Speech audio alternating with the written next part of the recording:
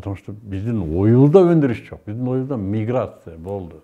Биз сатканга гана жөөттүк деймиз да. Да. Бизнес десе эле сатууну. И бизнес десе бизде көпчүлүк мындай деп ойлойт экен да. Акча деп. Акча керек. Анан экинчи анын кармаган нерсе банкрот болуп калабыз.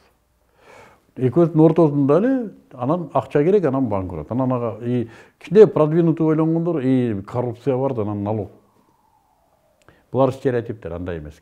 Бизде бизнес жөнүндө, өндүрүш жөнүндө, инвестиция жөнүндө түшүнүктөр өтө чалкашып кетиптир. Инвестиция десе көпчүлүк бизде ойлойт экен, вот четтен бир бай келиш керек, ал акчасын бияка салыш керек, анан бизге киреше түшүш керек.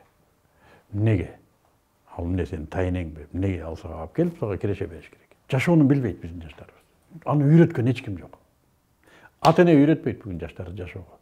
Ата-эне балким оокат берет, контрактын төлөйт, балким кийим-кечек алып берет.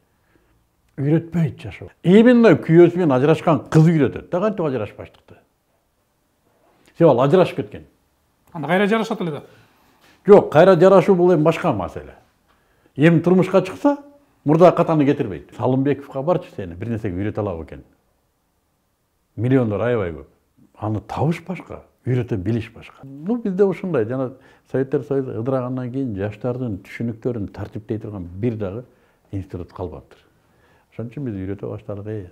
Мындай өнүгүү тренингтерибизде ушуларды үйрөтөбүз. Жөнөкөй эле. Жаштарды карасаң бизге келгендер көздөрү шырак жанат. Бир моментте ачылат, мээлер жарылат. Шырак.